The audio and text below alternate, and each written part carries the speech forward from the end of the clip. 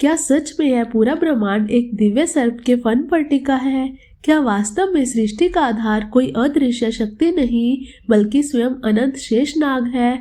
और अगर हाँ, तो उनका स्वरूप क्या है? नमस्कार दोस्तों, आज हम उस दिव्य रहस्य के बारे में बात करने जा रहे हैं जिसके बारे में सुनकर मन आश्चर्य से भर जाता है। क्या सच में यह पूरा ब्रह्मांड एक दिव्य सर्प के फन पर टिका है? क्या है उसका रहस्य और वे भगवान विष्णु से कैसे जुड़े हैं? आज की यह कथा केवल एक कहानी नहीं बल्कि सनातन धर्म का गहरा ब्रह्मांडीय रहस्य है। सनातन ग्रंथ में बताया गया है कि सृष्टि के प्रारंभ से पहले केवल अंधकार था, न पृथ्वी थी, न आकाश, न देवता, न मनुष्य, केवल क्षीर सागर की अनंत शांति थी। उसी क्षीर सागर में योग निद्रा में विराजमान थे भगवान विष्णु और जिनके शयन का आधार बने थे शेषनाग।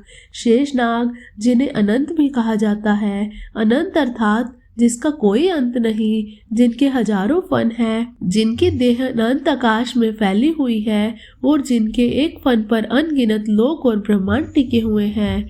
पुराणों में वर्णन मिलता है कि जब सृष्टि की रचना होती है तब भगवान विष्णु के नाभि से कमल प्रकट होता है और उस कमल से ब्रह्मा जी उत्पन्न होते हैं।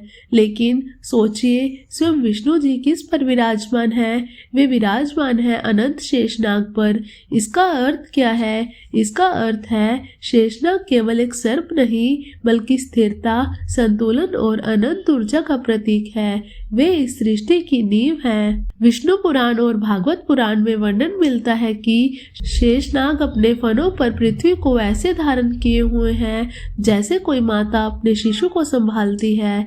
जब वे हल्का सा हिलते हैं तो पृथ्वी पर भूकंप आते हैं। यह प्रतीक है कि ब्रह्मांड की हर हलचल किसी न किसी दिव्य ऊर्जा से जुड़ी है। लेकिन शेषनाग केवल ब्रह्मांड को धारण ही नहीं करते, वे स्वयं भगवान विष्णु के परम भक्त भी हैं।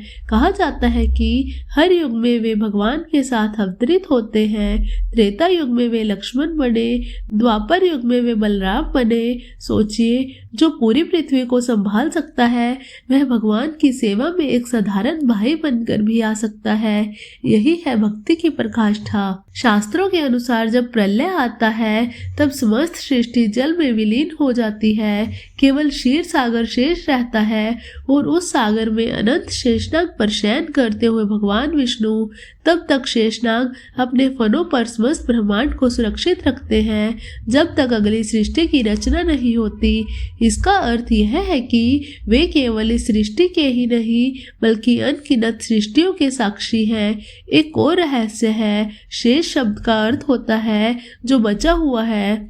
जब सब कुछ समाप्त हो जाता है तब जो शेष रहता है वही शेषनाग है। वे काल से परे हैं, समय भी जिन पर निर्भर है, इसलिए उन्हें अनंत कहा गया। अब जरा आध्यात्मिक दृष्टि से समझिए, शेषनाग हमारे भीतर भी है। हमारा मन ही वह सर्प है जिसके फन पर हमारा संसार टिका है। जब मन स्थिर होता है संसार संतुलित लगता है, जब मन डगमगाता है जीवन में भूकंप आ जाता है। इसलिए शेषनाग केवल एक पौराणिक कथा नहीं बल्कि ध्यान और चेतना का भी प्रतीक है। कुछ ग्रंथों में वर्णन आता है कि शेषनाग के फनों से अग्नि निकलती है जो अधर्म और पाप को भस्म कर देती है। वे धर्म की रक्षा करते हैं। वे अनंत शक्ति के स्रोत हैं। उनके प्रत्येक फन पर अलग अलग लोक स्थित हैं। यह दर्शाता है कि ब्रह्मांड केवल एक नहीं बल्कि असंख्य है। आज के वैज्ञानिक भी मल्टीवर्स की बात करते हैं। हमारे ऋषियों ने हजारों वर्ष पहले अनंत ब्रह्मांडों की कल्पना की थी। शेषनाग का स्वरूप उसी अनंतता का प्रतीक है। यह दर्शाता है कि सृष्टि सीमित नहीं बल्कि असीम है। तो क्या सच में पूरा ब्रह्मांड एक सर्प के फन पर टिका है? यदि इसे शाब्दिक रूप में देखें तो यह आस्था का विषय है, लेकिन यदि इसे आध्यात्मिक और प्रतीकात्मक रूप में देखें तो इसका अर्थ बिल्कुल गहरा है। शेषनाग स्थिरता है, आधार है, संतुलन है। वे याद दिलाते हैं कि इस विशाल सृष्टि के पीछे एक दिव्य व्यवस्था है। अंत में यही कहा जा सकता है कि अनंत शेषनाग केवल एक देव स्वरूप नहीं बल्कि सनातन सत्य का प्रतीक है। वे बताते हैं कि जब सब कुछ बदल बदलता है, तब भी एक शक्ति ऐसी है जो अडिग है, जो अनंत है, जो शाश्वत है। दोस्तों, अगर आपको ये दिव्य रहस्य जानकर आश्चर्य हुआ हो तो कमेंट में लिखिए जय अनंत शेषनाग। और अगर आप ऐसे ही और भी सनातन रहस्यों को जानना चाहते हैं तो चैनल को सब्सक्राइब जरूर करें। जय श्री विष्णु।